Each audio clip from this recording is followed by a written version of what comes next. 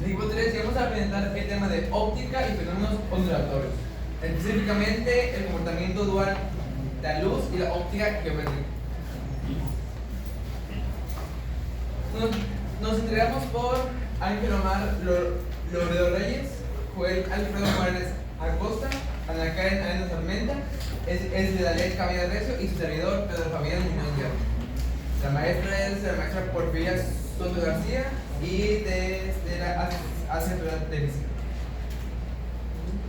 Lo que veremos serán los tipos de óptica, espejos y lentes, una pequeña introducción para poder conocer bien sobre cómo funciona la práctica, ¿cómo se llama? La óptica geométrica y sus otros temas. Y por supuesto, el problema de resuelto y el experimento. A continuación, mi compañero. Entonces, fenómenos ondulatorios. La óptica es la rama de la física que estudia la luz y los fenómenos que producen. La luz se propaga por medio de ondas electromagnéticas en línea recta a una rapidez aproximada de 300.000 kilómetros por segundo en el vacío. Para su mejor, técnicamente o científicamente, son tres.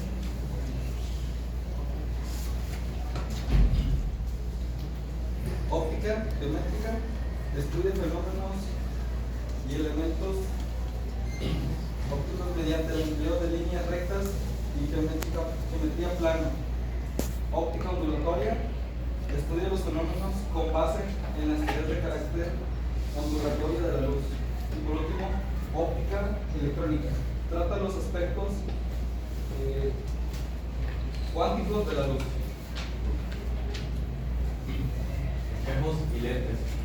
Los espejos esféricos son casquetes de una esfera hueca que reflejan los rayos luminosos que inciden sobre ellos. Se dividen en convexos y cóncavos.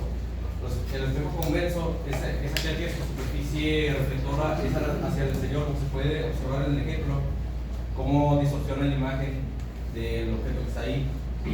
Y también el espejo cóncavo, que su superficie reflectora es el interior, como se puede ver en el ejemplo también, cómo se distorsiona al revés el objeto. Los lentes son cuerpos transparentes limitados por dos superficies transparentes, por superficies transparentes, dos esféricas o también una esférica y una plana. Se dividen en divergentes y convergentes. Los lentes y los espejos se utilizan para instrumentos ópticos como por ejemplo la cámara fotográfica, el proyector de video, el telescopio y el microscopio, entre otros. Comportamiento durante la luz. En la antigüedad se decía que la luz era simplemente oscuridad, pero tiempo después filósofos griegos detectaron que la existencia de algo que relacionaba la distancia es en nuestros ojos. Según Pitágoras, señalaba aquí que la luz es algo que emana de los cuerpos luminosos en lados direccionales, chocan entre ellos y rebotan. Cuando esto penetra en nuestros ojos de una perspectiva desde el cual rebota.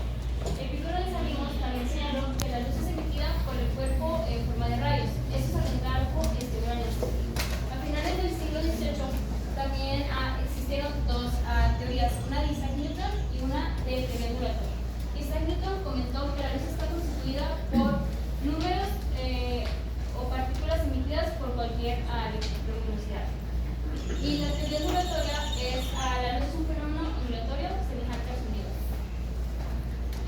Estas dos teorías ayudaron a explicar las características de la luz. Una es la propagación rectilínea, cuando la luz viaja en línea recta. La segunda es la reflexión, cuando la luz incide en una superficie lisa, los rayos son reflejados en una dirección. Y la refracción, desviación que sufre la luz al llegar a la superficie. En 1865, James Clerk propuso que la luz está formada por ondas electromagnéticas, pero tiempo después varios filósofos griegos desmintieron esta prueba y dijeron que la magnitud de la velocidad de la luz es constante y es muy diferente al movimiento de la Tierra. No obstante, al final del siglo XIX se descubre el fenómeno fotoeléctrico, que aquí dice que es una transformación de energía luminosa a energía eléctrica. Cuando un rayo de luz de determinada frecuencia incide sobre una placa metálica, es capaz de arrancar de ella un haz de electrones generándose una corriente eléctrica. Esto quiere decir que la luz tiene una naturaleza dual, ya que a veces se puede componer o comportar de manera de ondas o de frecuencias. Ahora, vamos a ver, la luz tiene una naturaleza dual, pero bueno, ¿por qué dual? Chéquense. Allá hace como por los siglos 60, perdón, pues los años 60 aproximadamente, los científicos creían, ¿cómo se llama? La luz era únicamente como de partículas, de los tan conocidos fotones, pero se les ocurrió hacer un experimento. Supongamos que por la parte de acá tienen una linterna, ¿verdad? La linterna da todos los ¿verdad? Ok. Si colocamos aquí una lámina con un hueco en la parte de aquí, como si 1 y 2. ¿Tiene otro que rayo? ¿Cómo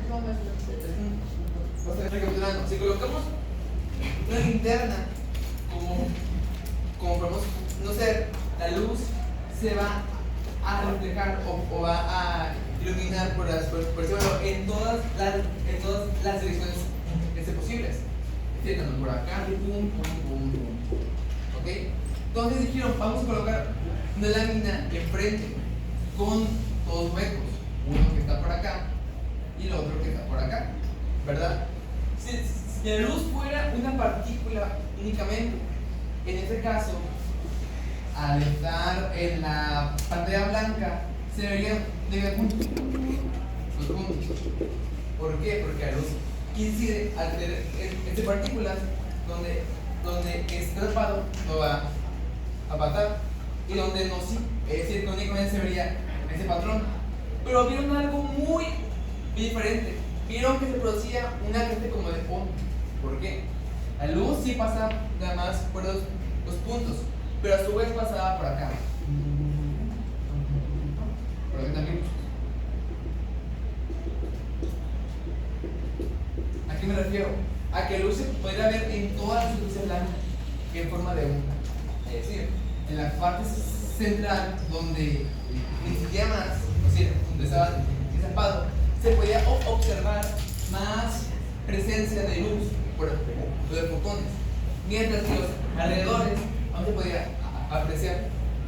Esto ayudó a confirmar justamente la naturaleza dual, que se puede comportar tanto como partícula como onda. Por eso en el estudio de la óptica se dice que el comportamiento de la luz depende de si es observada o no. ¿Por qué? Por su propia naturaleza cuántica. Por eso ya es tema para... Eso ya es práctica para los temas. La óptica geométrica. La óptica geométrica se fundamenta en la teoría del rayos de la luz, la cual considera que cualquier objeto visible emite rayos de luz en cada punto del nivel y en todas direcciones a su alrededor. La propagación de la línea de la luz. La luz se propaga en línea recta a una magnitud de velocidad aproximadamente 600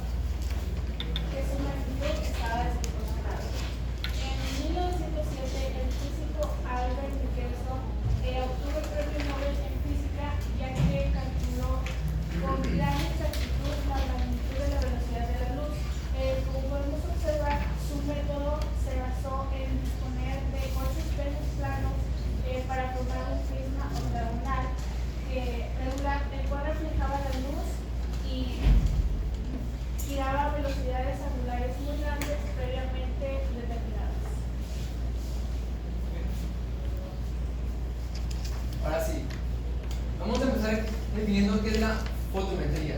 La fotometría se podría definir como la parte de la óptica cuyo objetivo es determinar la intensidad de las fuentes luminosas para su estudio. Ahora, ¿qué es intensidad luminosa? No sé si han visto que a veces se usan términos como la candela, lux o los lúmenes. Simplemente en los focos, cuando vamos a comprar me dicen, no, que el foco tiene 500 lúmenes. Pero ¿qué es un lumen? ¿Qué es un lux? ¿Y qué es una candela? Vamos a empezar. La intensidad luminosa es la cantidad de luz que se produce o emite por un cuerpo luminoso.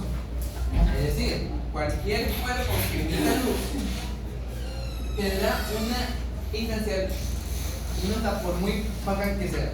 Como algo curioso, incluso el cuerpo humano emite luz, pero en una frecuencia de onda. A ver, las que estamos exponiendo no pueden salir. Ni se pueden estar levantando. Pero en una frecuencia de onda distinta a la que los ojos pueden percibir. Entonces, es la cantidad de luz producida emitida por un cuerpo luminoso, siendo cuantificada usando la candela en el sistema internacional.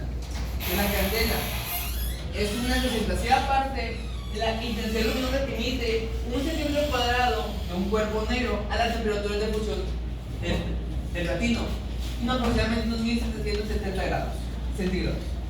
O la bujía decimal en el sistema CGS, es decir, en el sistema donde se usa el centímetro, gramos y los segundos. La bujía decimal se refiere a la intensidad luminosa que se produce por una vela de 2 diámetros cuya llama es de 5 centímetros de altura. Por lo tanto, una candela es lo mismo que una bujía decimal, solamente que aquí depende del sistema métrico que estemos utilizando.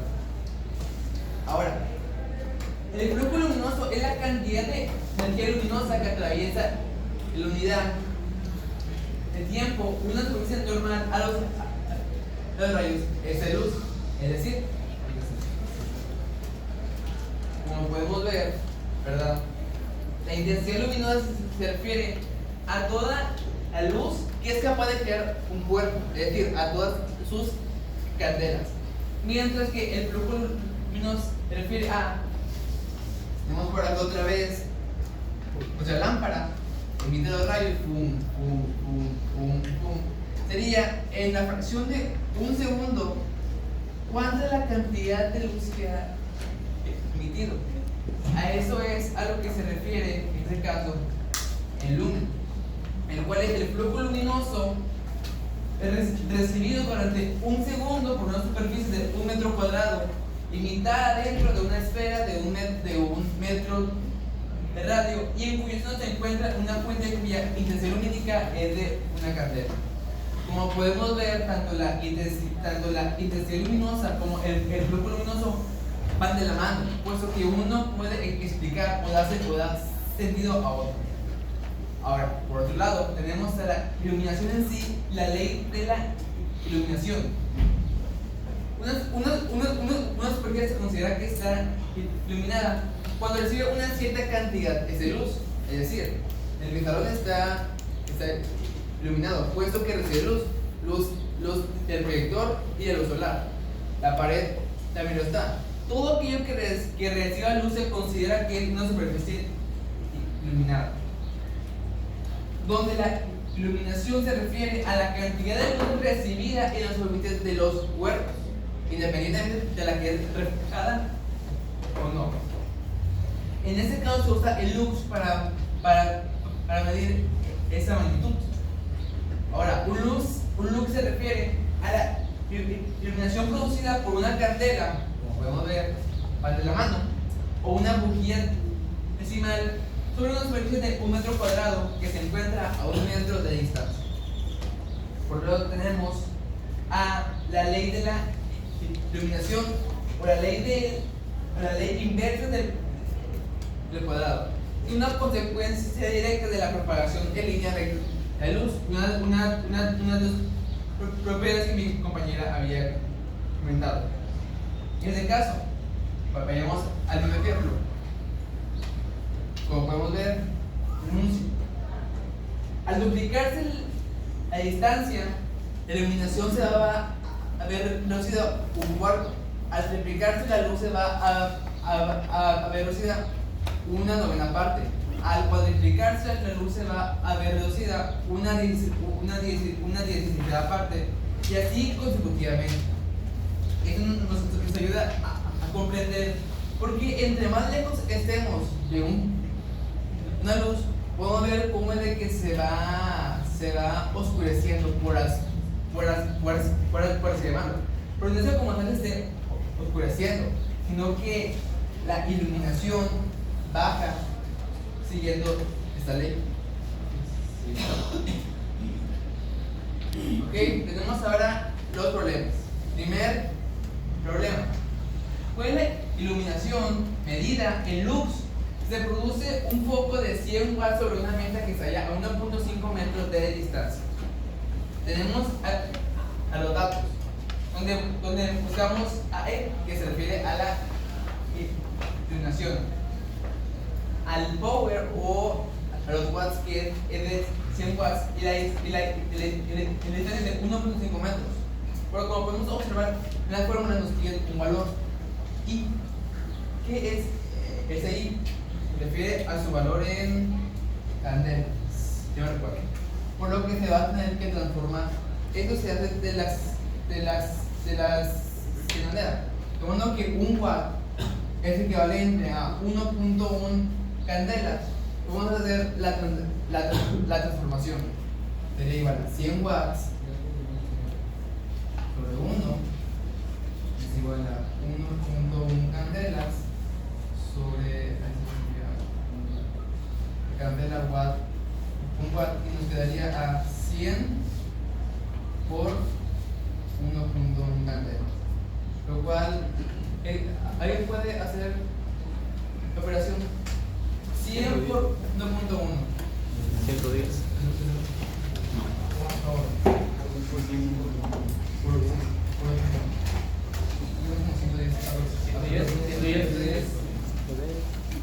Igual a 110 candelas. Ok, ahora ya conocemos el valor de I, igual a 110 candelas. ¿Okay? Vamos a sustituir los valores en la fórmula.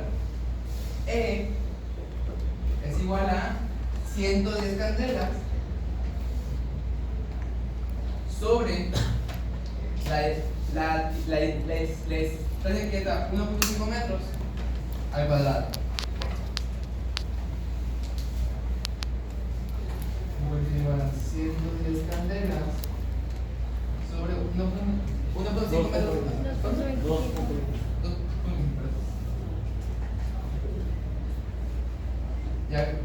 Ya acabando la operación de TD, aproximadamente son 46, si no recuerdo bien. 48.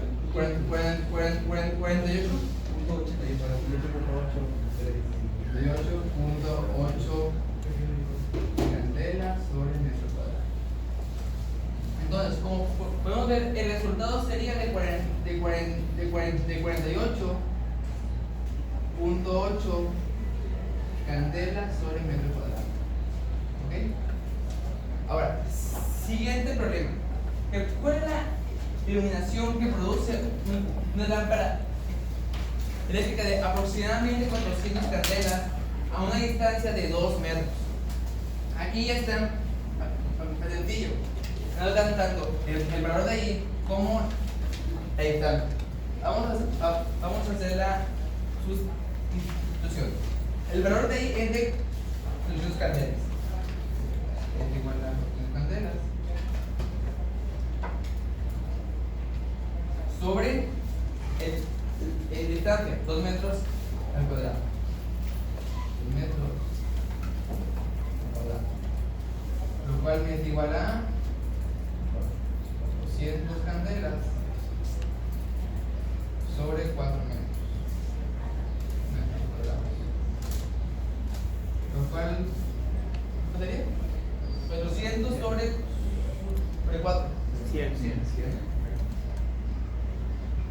100 candelas de candela metro cuadrado.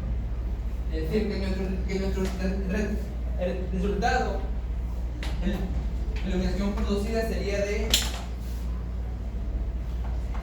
100 candelas metro cuadrado. Con eso estarán listos los problemas. Como pueden ver, son problemas muy sencillos. La mayor complicación aquí estaría únicamente la transformación de las unidades.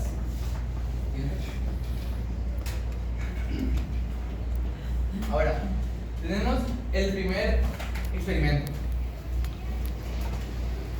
Es se refiere a la refracción producida por la luz. El objetivo es poder visualizar cómo funciona la refracción de la luz cuando está encontrada con un lente convergente. Como pueden recordar, ya se habló de eso.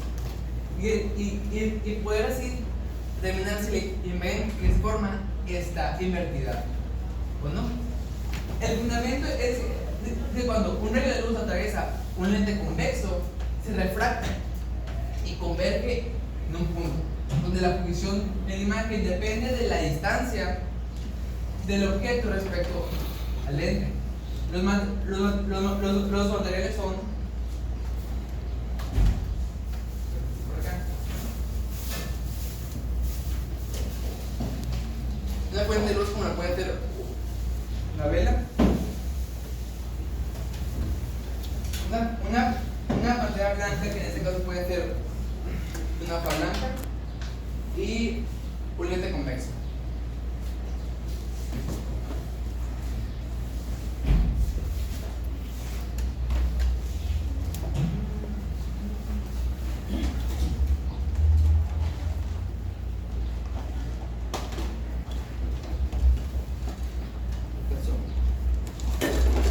El lente convexo, el cual es de soporte para durar. Entonces, ¿cuál es el procedimiento? Lo que se hará será colocar la fuente de luz en un extremo de la mesa. En este caso se coloca por la parte de acá. Segundo, ubicar el lente convexo en una distancia que se pueda variar. ¿Por qué? Porque tenemos que ir cambiando la distancia hasta que la imagen que se observa sea una imagen nítida e inversa. Y tercero, colocar la pantalla blanca hasta que podemos observar esa imagen. Vamos a revisar. Agarramos nuestro cerillo, la prendemos con mucho cuidado de no quemar a la escuela, ¿verdad?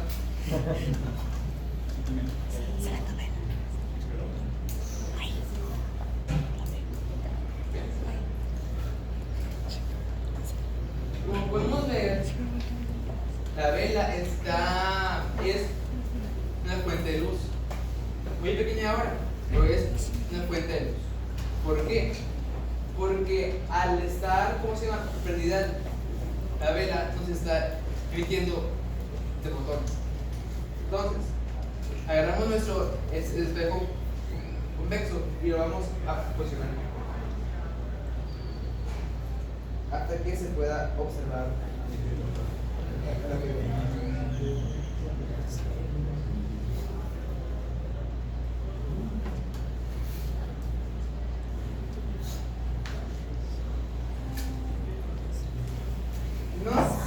Simplemente con la luz que es por la parte de afuera, por aquí se puede ver cómo es de que es invertida. No sé si se alcanza a apreciar, ¿verdad?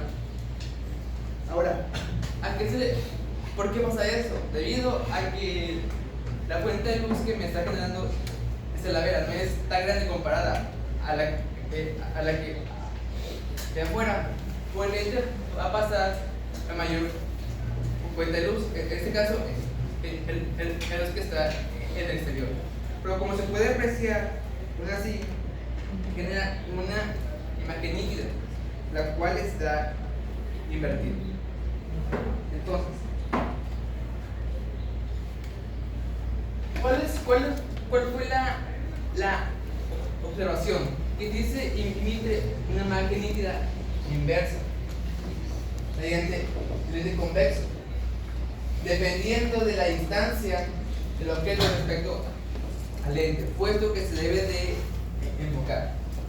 Se observó que cuando el objeto está más allá de una distancia focal, la imagen proyectada en la pantalla es real, invertida, cumpliendo así con las leyes de la óptica geométrica. El experimento 2.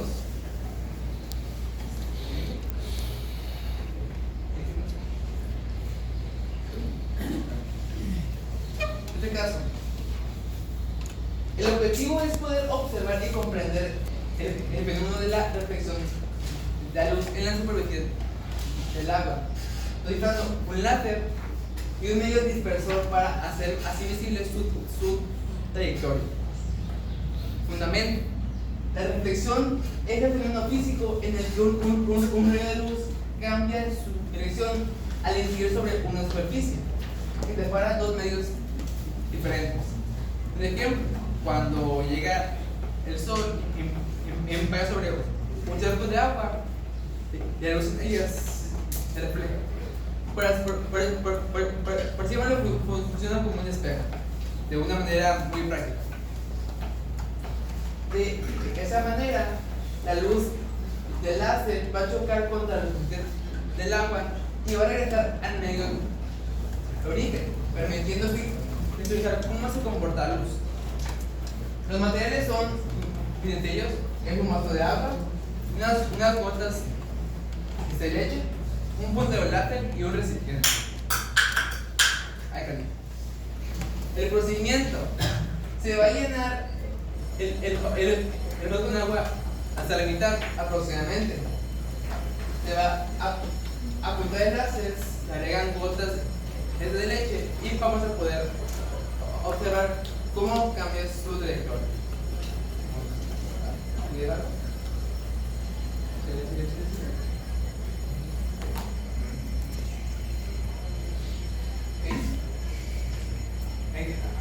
Añadimos un poquito de agua, agrega un poquito de leche.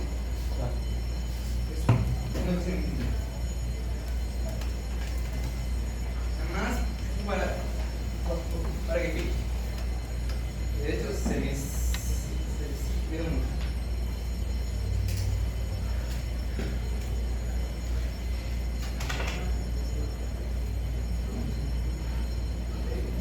Como podemos ver por la parte de acá, se aprecia cómo es de que entra el rayo, ¿verdad? Es decir, el láser, y se refleja en la superficie. No, si lo pueden ver. Por acá. Okay. En la parte de por acá arriba. ¿Sí se aprecia? Ok. Ahora, si es que llegamos a que luz aumentar mucho, el ángulo generado, aparte de enfocar, también va a provocar una refracción que se puede apreciar por la parte de acá. En cambio, si modificamos el ángulo, únicamente se va a ver reflejado. Con esto se permite observar de manera práctica el fenómeno de la reflexión de la luz en la superficie y el agua. Dicho esto, la conclusión final sería que la luz tiene diversos fenómenos, tanto de reflexión como de refracción, y su comportamiento es sumamente interesante. Pero sobre todo es mucho más importante conocer cómo los fenómenos impactan en nuestra vida diaria y todo lo que uno puede hacer con ellos. Muchas gracias.